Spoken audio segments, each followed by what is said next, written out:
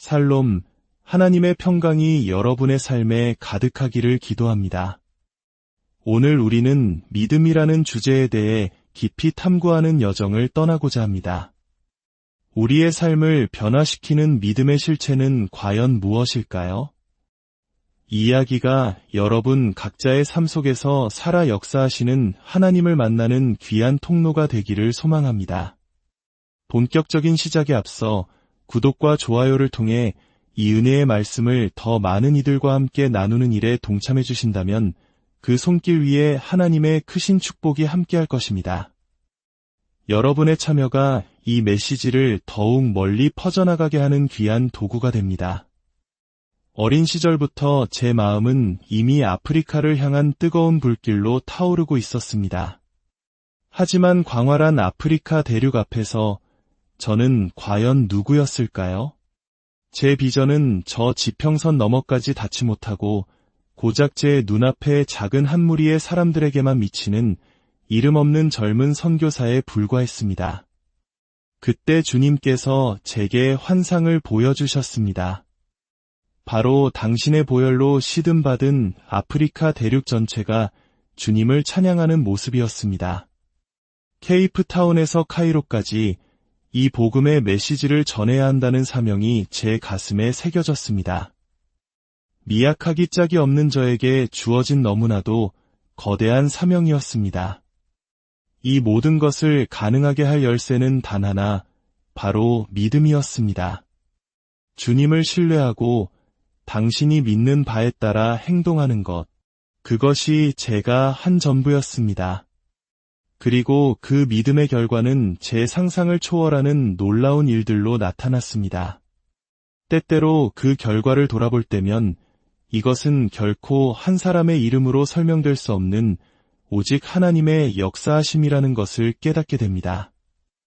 요한복음 20장 29절에서 예수님께서는 이렇게 말씀하셨습니다.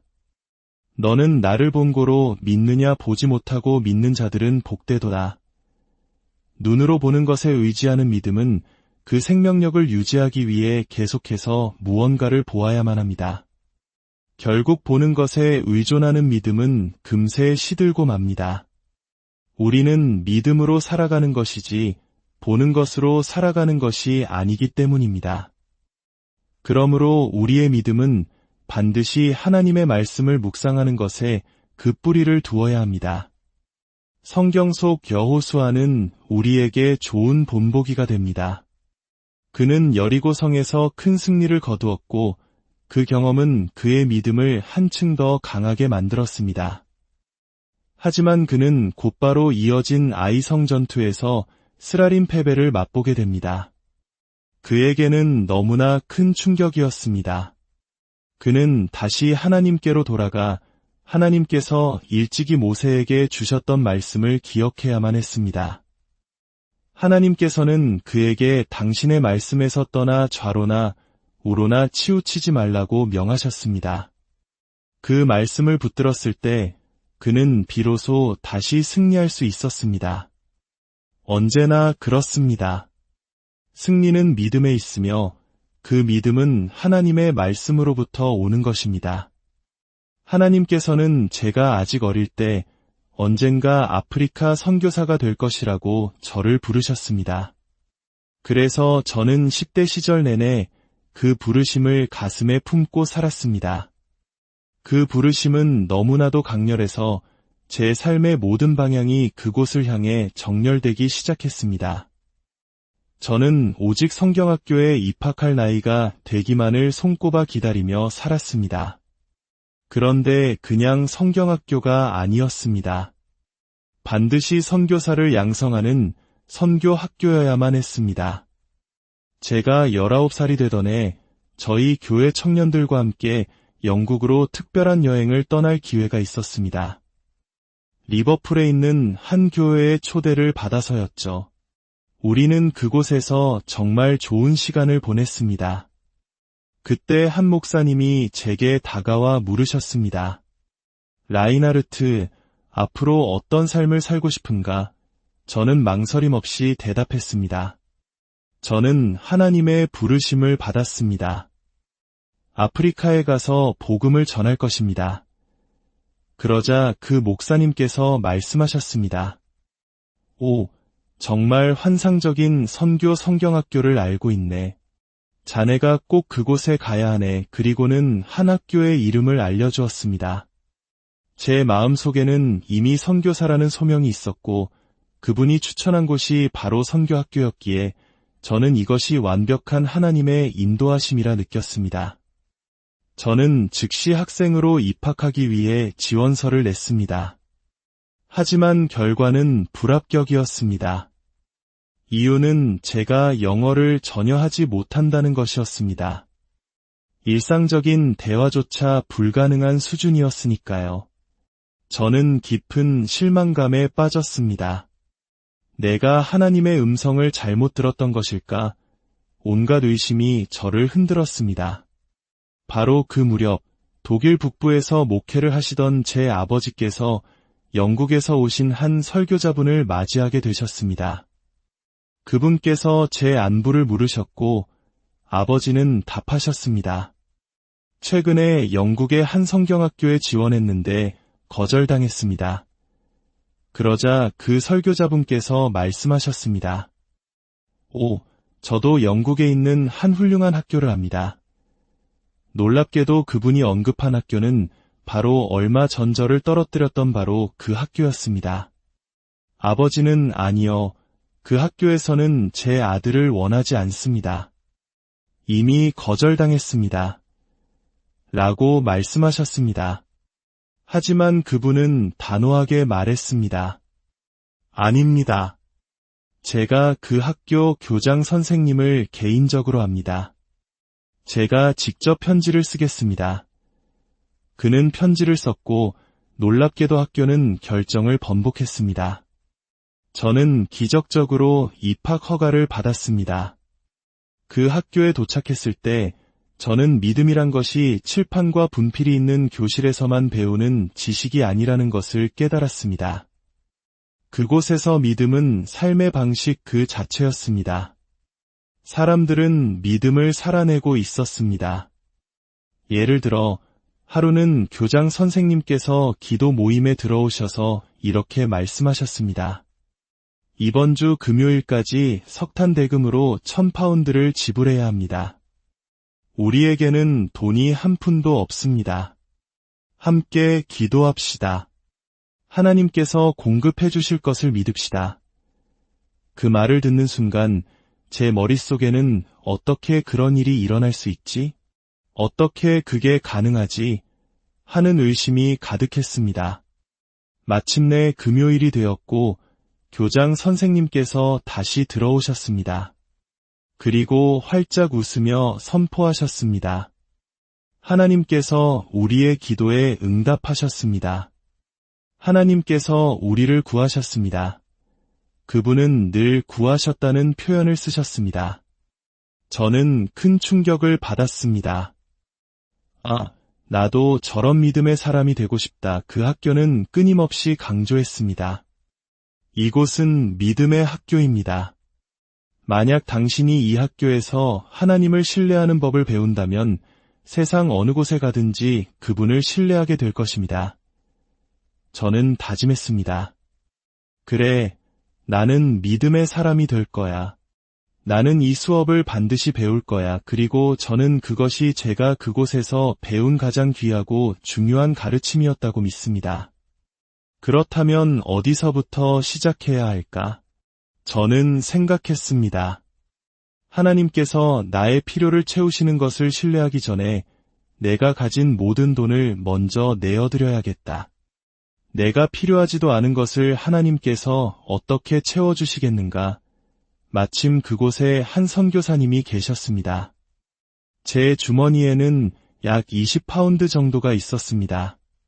저는 결심했습니다. 19파운드를 그분에게 드리고 혹시 치약 같은 것이 급하게 필요할 경우를 대비해서 1파운드만 남겨두자. 그래서 저는 그 선교사님께 19파운드를 드렸고 제게는 단 1파운드만 남았습니다. 그리고 기도하기 시작했습니다. 그러자 주님께서 제 마음에 말씀하셨습니다. 아니다, 아니다. 내가 남겨둔 그 1파운드는 무엇이냐? 저는 대답했습니다. 주님, 이건 치약값입니다. 주님께서는 웃으시며 말씀하시는 듯했습니다. 너는 나를 온전히 신뢰하지 않는구나. 그 1파운드가 바로 내가 나를 온전히 신뢰하지 않는다는 증거니라. 그 음성을 듣고 저는 즉시 그 1파운드마저 없앴습니다. 그리고 기도했습니다. 주님, 이제 제게는 아무것도 없습니다. 모든 것을 드렸습니다. 이제 주님을 신뢰하는 법을 배우고 싶습니다. 얼마 후 저는 해변에서 열리는 어린이 예배의 설교자로 초청을 받았습니다.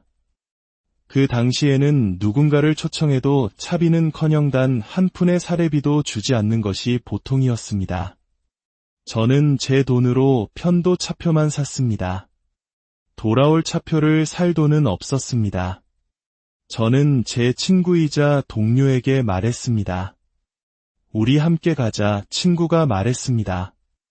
나는 차비를 낼 돈이 없어. 저는 대답했습니다. 우리 둘의 편도 차표 값은 내가 낼 수 있어. 일단 가자. 그럼 돌아올 때는 어떻게? 친구가 물었습니다. 저는 확신에 차서 말했습니다. 돌아오는 것은 하나님을 신뢰해보자. 교장 선생님에게 역사하셨던 그 하나님이 우리에게도 동일하게 역사하시는지 시험해보는 거야. 우리는 해변으로 갔고 아이들과 함께 정말 멋진 예배를 드렸습니다. 모든 것이 끝나고 저는 작별 인사를 한 뒤 버스 정류장을 향해 걸었습니다. 한 걸음 한 걸음 내디딜 때마다 간절히 기도했습니다. 오, 주님, 제발 필요한 돈을 보내주세요. 학교로 돌아갈 차표가 필요합니다. 늦게 도착하면 안 된단 말입니다. 바로 그때 저는 그 지역의 한 대형 교회 목사님을 보았습니다. 서로 안면이 있는 사이였죠. 그분이 저를 보더니 어이, 젊은이들 잘 지내는가? 하고 인사했습니다. 저는 속으로 생각했습니다. 하나님, 감사합니다. 여기 제 기도에 대한 응답이 오는군요. 만약 하나님께서 이 해변의 누군가에게 말씀하실 수 있다면 그분은 바로 이 목사님일 거야. 이분이라면 분명 하나님의 음성을 들을 수 있겠지. 목사님은 우리를 찻집으로 초대해서 차를 한 잔 사주셨습니다. 그리고는 자신이 경험했던 놀라운 기도 응답들에 대해 한참 동안 이야기했습니다. 드디어 찻값을 낼 시간이 되었고 목사님이 지갑을 여셨습니다. 저는 그 안에 든 돈을 보고 눈이 휘둥그레졌습니다. 정말 많은 지폐가 있었습니다. 저는 속으로 외쳤습니다. 저는 단지 돌아갈 차표값 10실링만 있으면 되는데, 하지만 목사님은 제게 아무것도 주지 않았습니다. 물론 저도 아무 말도 하지 않았습니다. 저는 사람을 의지하는 것이 아니라 하나님을 신뢰하는 법을 배우고 싶었으니까요. 우리는 자리에서 일어나 다시 버스 정류장으로 향했습니다. 돌아가야 할 시간이 다가오고 있었습니다. 저는 속으로 부르짖었습니다. 주님, 돈은 어디에 있습니까? 돌아갈 차표가 필요합니다. 제발요. 바로 그 순간 한 여인이 모퉁이를 돌아 황급히 달려오더니 제 팔을 붙잡았습니다. 그리고는 제 손에 무언가를 쥐어주며 말했습니다. 이걸 받으세요. 당신을 위한 거예요. 손을 펴보았을 때 그 안에는 정확히 우리 두 사람이 돌아갈 차표를 살 수 있는 만큼의 돈이 들어있었습니다. 이것이 바로 물질적 공급에 관한 제 첫 번째 기도 응답이었습니다. 저는 그때 강력한 교훈을 얻었습니다. 중요한 것은 돈이 아니었습니다. 돈은 있다가도 없고 없다가도 있는 것입니다. 돈 자체는 아무것도 아닙니다. 하지만 그 경험은 제 마음과 제 삶에 결코 지워지지 않는 깊은 흔적을 남겼습니다. 저는 깨달았습니다. 나를 아는 사람이 아무도 없는 이 낯선 땅에서 하나님께서 나의 필요를 채워주실 수 있다면 마찬가지로 나를 아는 사람이 아무도 없는 아프리카에서도 분명히 그렇게 하실 것이라는 사실을 말입니다. 누가복음 17장 5절에서 사도들은 주님께 말했습니다. 우리에게 믿음을 더하소서. 그 이후로 그리스도인들은 언제나 더 큰 믿음, 손에 가득 잡히는 풍성한 믿음을 갖기를 원해왔습니다. 그때 예수님께서는 무엇이라고 대답하셨을까요? 너희에게 겨자씨 한 알만 한 믿음이 있었더라면 이 뽕나무더러 뿌리가 뽑혀 바다에 심기어라 하였을 것이요. 그것이 너희에게 순종하였으리라. 이 말씀은 사도들을 어리둥절하게 만들었을 것입니다. 그들은 큰 믿음을 원했지만 예수님께서는 그들이 아는 가장 작은 것, 겨자씨에 대해 말씀하셨기 때문입니다. 아마 겨자씨를 보려면 돋보기가 필요할지도 모릅니다. 예수님께서 말씀하시던 시대의 사람들은 농업사회에 살았기에 씨앗에 대해 아주 잘 알고 있었습니다. 예수님께서는 그들의 언어인 농업의 언어로 말씀하신 것입니다. 오늘날 우리는 기술사회에 살고 있으며 우리의 표현은 과학적입니다. 만약 오늘날 예수님께서 말씀하신다면 우리의 일상 언어를 사용하셨을 것입니다. 2000년 전 예수님께서는 엄청난 잠재력을 지닌 아주 작은 것, 겨자씨에 대해 말씀하셨습니다. 아마 오늘날이라면 주님께서는 마이크로칩이나 전기 퓨즈를 그분의 가르침의 예로 드셨을지도 모릅니다. 너희에게 전기 퓨즈만큼 작은 믿음만 있다면 땅에 있는 나무를 바다로 옮겨 심을 수 있을 것이다. 겨자씨와 마찬가지로 퓨즈의 가치는 그 너비나 길이에 있지 않습니다. 핵심은 바로 전도성에 있습니다. 믿음은 하나님의 능력을 그것이 필요한 곳으로 전달하는 통로입니다. 예를 들어보겠습니다. 전국에 뻗어있는 거대한 송전선은 아마 단 하나의 케이블에 11만 볼트의 전기를 실어 밤낮으로 운반할 것입니다. 거대한 터빈이 이 막대한 전력 공급망에 동력을 제공합니다. 그러나 우리 집 안에서는 아주 작은 전선 하나가 빛과 열, 에너지가 있는 삶과 어둡고 추운 방에 앉아있는 삶의 차이를 만듭니다. 이 생명의 연결고리가 바로 퓨즈입니다.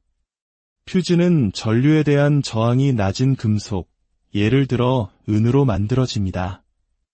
낮은 저항은 곧 높은 전도성을 의미합니다. 이것을 영적인 언어로 번역하면 하나님의 말씀에 대한 우리의 저항이 낮을수록 더 큰 능력이 나타나고 말씀에 대한 우리의 저항과 불순종이 높을수록 우리를 통해 역사하시는 하나님의 능력은 더 낮아진다는 뜻입니다. 저항이 높은 퓨즈는 전력을 전혀 전달하지 못하거나 터져버릴 것입니다. 만약 우리가 하나님의 말씀을 믿는다고 말하면서 그 말씀에 불순종한다면 우리는 우리의 믿음을 스스로 부정하는 것이며 결국 퓨즈를 터뜨리는 것과 같습니다. 하나님의 말씀이 우리에게 별 의미가 없을 때 하나님의 능력은 희소해집니다. 기독교는 능력의 종교이거나 아니면 아무것도 아니라는 것은 절대적으로 반박할 수 없는 진리입니다. 신자가 되기 위해 우리는 무엇을 믿고 누구를 믿는지 알아야 합니다. 가장 기본적인 교훈은 우리가 하나님의 말씀을 액면 그대로 받아들여야 한다는 것입니다. 그분의 뜻을 알지 못하고서는 믿음은 불가능합니다. 말씀은 곧 하나님의 영원한 뜻입니다. 성경의 의문을 제기하는 것은 우리가 가진 유일한 지침의 의문을 제기하는 것이며 궁극적으로는 하나님께 의문을 제기하는 것입니다. 우리의 믿음은 하나님의 능력을 전달하는 것과 정비례 합니다. 우리는 음악이나 예배, 분위기 조성 등 우리가 하는 어떤 행위로도 하나님의 능력을 만들어낼 수 없습니다. 우리는 능력의 생산자가 아닙니다. 그리스도께서 우리에게 능력을 주셨습니다. 우리는 세상 사람들에게 우리가 얼마나 대단한지 보여주기 위해 각자의 작은 발전소를 가지고 온 세상으로 가라고 부름받지 않았습니다. 우리는 우리의 개인적인 재능을 뽐내며 1시간 동안 사람들을 현혹시킬 수는 있겠지만 우리의 발전기는 금세 연료가 바닥나 기침을 하다가 꺼져버릴 것입니다. 우리는 발전기가 아니라 전도체입니다. 예수 그리스도는 만물 안에서 만물을 충만하게 하시는 분이십니다. 우리는 근원이 아니라 통로입니다. 하나님께서는 우리의 작은 발전기를 필요로 하지 않으십니다. 그분께서는 이미 이 땅에 2개의 거대한 발전소를 가지고 계십니다. 바로 십자가와 빈 무덤입니다. 이 두 근원으로부터 하나님의 능력은 정전이나 고장 없이 밤낮으로 강력하게 흘러나옵니다. 그 전압은 절대 변하지 않으며 매우 신뢰할 수 있습니다. 하나님의 위대하심, 그리스도의 사역의 위대하심, 하나님의 말씀의 위대하심, 모든 것이 이미 거기에 있습니다. 하지만 퓨즈만큼 작은 믿음이 없다면 그 모든 위대함은 아무 소용이 없습니다. 회로가 끊어지고 에너지의 다리가 무너집니다. 믿음의 퓨즈가 고장나면 하나님의 역동성은 멈추고 우리가 복음을 전하는 사람들은 그것을 거부할 것입니다. 그러나 하나님의 말씀을 붙잡고 믿음이라는 퓨즈를 끼우십시오. 그러면 하나님의 능력이 흘러갈 것입니다. 빛과 열과 에너지, 구원과 치유와 힘과 축복이 임할 것입니다. 우리의 믿음은 모든 사람이 경이롭게 바라보는 인상적인 감정이 아닙니다. 그것은 보이지 않는 작은 퓨즈와 같습니다. 하지만 그것을 통해 하늘의 에너지가 이 세상으로 흘러 들어옵니다. 하나님께서 이미 움직이고 계실 때에는 누구나 하나님을 믿을 수 있습니다. 진정한 믿음은 하나님께서 움직이는 것처럼 보이지 않을 때 행동하는 것입니다. 이것을 이해하십시오. 하나님께서는 당신의 도우심을 신뢰하는 남자와 여자를 사랑하십니다. 이것이야말로 승리와 축복, 그리고 부흥의 공식입니다. 성경에서 두려움에 찬 불신과 용맹한 믿음의 가장 극적인 예는 40년 동안 계속되었습니다. 그것은 마치 믿음의 완전한 파멸을 묘사하는 40막짜리 연극을 보는 것과 같았습니다. 광야를 헤매는 이스라엘 지파들의 모습이 눈에 선합니다. 그들은 여러 번 약속의 땅 경계 근처까지 갔습니다. 그들이 들어갈 수 없다고 믿었던 것이 아닙니다. 그들은 하나님께서 그 땅을 그들에게 주셨기 때문에 자신들에게 권리가 있다는 것을 알고 있었습니다. 그 점에 있어서 그들의 믿음은 완벽했습니다. 그러나 그들의 믿음에는 치명적인 결함이 있었습니다. 그들 내면에는 두려움이라는 벌레가 살고 있었습니다. 그들이 두려움을 품고 있는 한 그들의 믿음은 쓸모가 없었습니다. 그래서 대다수는 결코 들어가지 못했습니다. 그들은 공황 상태에 빠졌고 자신들의 운명을 불평했지만 그것을 바꿀 만한 충분한 믿음은 없었습니다. 행동하는 대신 불평만 늘어놓았습니다. 정탐꾼들 중에는 10명의 불신자와 2명의 믿음으로 가득 찬 사람이 있었습니다. 보통 이것이 일반적인 비율입니다. 12명 중 2명은 믿고 하나님께서 그들을 위해 준비하신 것을 얻습니다. 예수님께서 두려워하지 말고 믿기만 하라고 말씀하셨을 때 그것은 이 감정에 대한 깊은 통찰이었습니다. 우리는 보통 두려워하지 마, 용기를 내라고 말합니다. 그러나 예수님께서는 단지 두려워하지 말라고만 하지 않으셨습니다. 그분은 두려움이 인간 본성의 일부임을 잘 알고 계셨습니다. 그래서 두려워하지 말고 오직 믿으라고 말씀하신 것입니다. 성경의 표현대로 별도 달도 보이지 않는 짙은 어둠과 우울의 시기 속에서 하나님을 신뢰하는 것은 영혼의 닭과 같습니다. 시편 16편 3절은 말합니다. 내가 두려워하는 날에는 내가 주를 의지하리이다. 바로 그때가 신뢰해야 할 때입니다. 때로는 우리의 상황이 우리를 둘러싸서 처음에 시작했을 때 하나님의 음성을 제대로 들었는지조차 의심하게 만듭니다. 하지만 바로 그때가 당신이 느끼는 바에 따라서가 아니라 당신이 믿는 바에 따라 행동해야 할 순간입니다. 하나님과 함께라면 두려움은 우리를 멈추게 할 수 없습니다. 우리가 믿는다면 우리는 승리할 것입니다. 어떤 것도 그것을 막을 수 없습니다. 인생이 우리를 아무리 힘들게 하더라도 예수님께서는 제자들이 그분을 위해 목숨을 바쳐야 할 것이지만 너희 머리털 하나도 상하지 아니하리라고 말씀하셨습니다. 당신의 진정한 자아, 당신의 영혼은 하나님을 믿습니다. 바다의 표면은 거칠게 요동칠 수 있지만 그 깊은 곳은 고요함을 유지합니다. 믿음은 감정적인 반응 없이 은밀하게 작용하여 정신적인 힘과 마음의 평화를 줍니다. 당신은 파도 밑으로 가라앉지 않고 파도를 뛰어넘게 될 것입니다.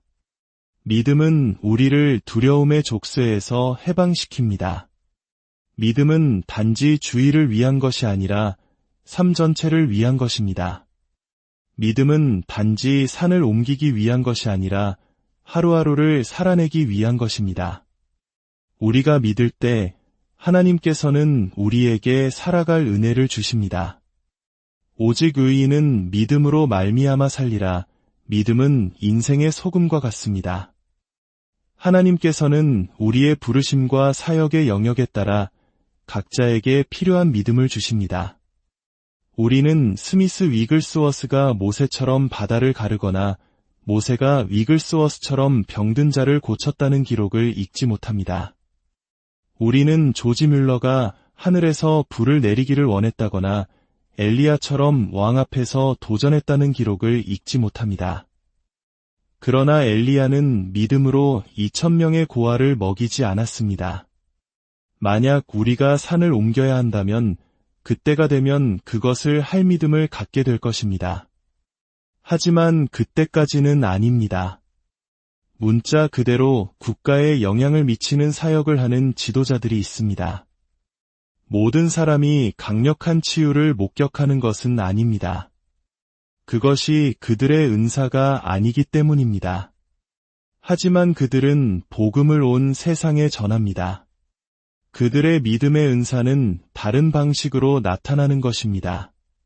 사랑하는 친구여, 당신이 세상의 외딴 구석에서 이름 없이 일하고 있다 할지라도 당신 안에서도 동일한 믿음의 선물이 역사할 것입니다. 하나님과 함께라면 당신에게도 모든 것이 가능합니다. 오직 믿기만 하십시오. 당신의 믿음의 크기가 아니라 당신의 믿음의 대상이신 하나님의 위대하심을 바라보십시오. 그분께서 당신의 삶을 통해 놀라운 일을 행하실 것입니다.